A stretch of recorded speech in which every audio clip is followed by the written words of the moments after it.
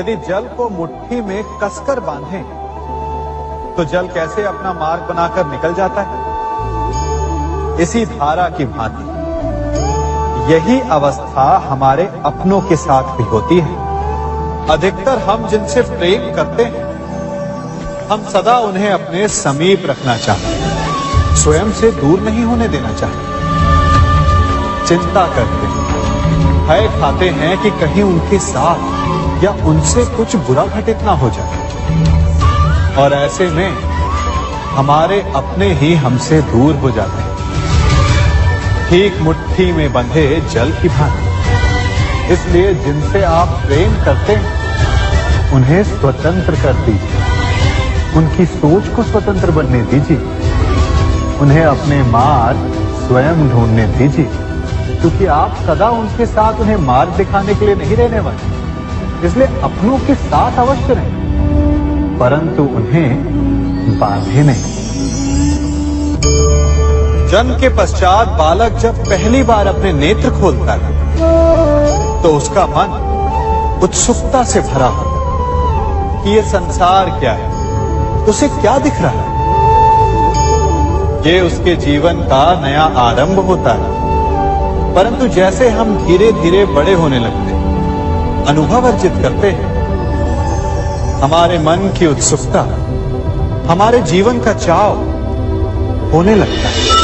तनिक सोचिए, जब हम सुबह सोकर जगते हैं, अपनी आंखें खोलते हैं, तो उसे ही हम अपने जीवन का प्रारंभ समझ ले, तो सुबह से लेकर संध्या तक के समय को ही अपने जीवन जीने का समय समझ ले, तो कितनी स्फूर्ति आ जाएगी आप, कितने काम कर पाएंगे, कितने लक्ष्य अर्जित कर पाएंगे। फलों से मिलकर घड़ी बने, घड़ी से मिलकर प्रहर, प्रहर से मिलकर दिन बनते हैं, और दिनों से माह और वर्ष। यदि आप अपना हर पल, हर प्रहर विश्वास से, हर दिन उत्साह से जिए, तो आपका संपूर्ण जीवन सार्थक हो सकता है। तभी अपने जीवन में कोई ना कोई कार्य करते हैं। कार्य करते हैं तो थकान की अनुभूति होती है, और यदि थकान ना उतरे तो कार्य करने का मन नहीं करता। हम आशा करते हैं कि कदाचित एक दिन में 24 के स्थान पर 26 घंटे होते, तो आराम करने के लिए हमें और अधिक समय मिल जाता। हमें ऐसा अनुभव होता है कि हम बहुत अधिक कार्य कर रहे हैं, है ना? परंतु क्या आपने कभी सोचा कि जो लोग संसार में सफल हैं, उनके पास भी सफल होने के लिए दिन में केवल 24 घंटे थे, तो फिर वो सफल क्यों? इसका एक छोटा सा रहस्य है। वो कार्य चुनते हैं जो उन्हें प्रिय है, जिसे करने में उन्हें आनंद आता है। उन्हें लगता ही नहीं कि वो कार्य कर रहे हैं, उन्हें लगता है कि वो प्रतिपल आनंद मना रहे हैं। और जब आप आनंद मनाते हैं, तो थकान कैसी?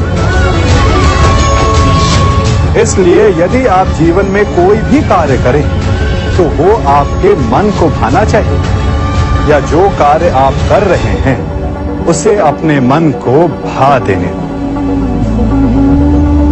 सफलता आपको मिलेगी। मनुष्य अपना जीवन विश्वास पर जीता है, परंतु विश्वास किसका? तनिक सोचिए, किस पर विश्वास है आपको? महापुरुषों की कही बातों पर, ग्रंथों में लिखे ज्ञान पर, माता पिता की सीख पर, या मित्रों के दिए गए निर्देशों पर, या फिर मेरी कही बातों पर? ये सब विश्वास अपूर्ण है जब तक आपको स्वयं पर विश्वास ना हो। यदि विश्वास करना है तो पहले अविश्वास करने के विज्ञान को भी सीखना चाहिए। आप किसी की बातों पर विश्वास न करें, आप अपने मन से पूछें, अपनी अंतर आत्मा से प्रश्न करें, और जो उत्तर मिलेगा वही सबसे उचित होगा। जब आप अपने मन, अपनी अंतरात्मा पर विश्वास करना सीख जाएंगे, तो नीति ज्ञान, सब आपके भीतर से स्वतः उमड़ेगा। और यदि आप स्वयं पर ही विश्वास ना कर पाए तो धर्म ग्रंथों में लिखे श्लोक, महापुरुषों की वाणी, माता पिता की सीख या मित्रों का निर्देश कोई भी लाभ नहीं दे पाए। एक पिता होने के नाते आप अपनी संतान के लिए क्या करते हैं? उसके लिए बहुत सारी सुविधाएं जुटाते, बहुत सारा धन कमाते है ना? और क्या आपको ऐसा लगता है कि यही उचित है आपकी संतान के लिए? इस पंछी को देख रहे हैं? ये भी संतान को जन्म देता है, उन्हें पालता है, पोसता है, उड़ना सिखाता है और भोजन का प्रबंध भी करना सिखाता है। परंतु उनके बड़े हो जाने के बाद उनके लिए अलग से घोंसला नहीं बनाता। क्यों? क्योंकि यदि इसने संतान को सब कुछ करके दे दिया तो संतान क्या करेगी? वो अपनी संतान को तब तक भोजन कराता है जब तक उसकी संतान स्वयं भोजन का प्रबंध करने में सक्षम नहीं हो जाती।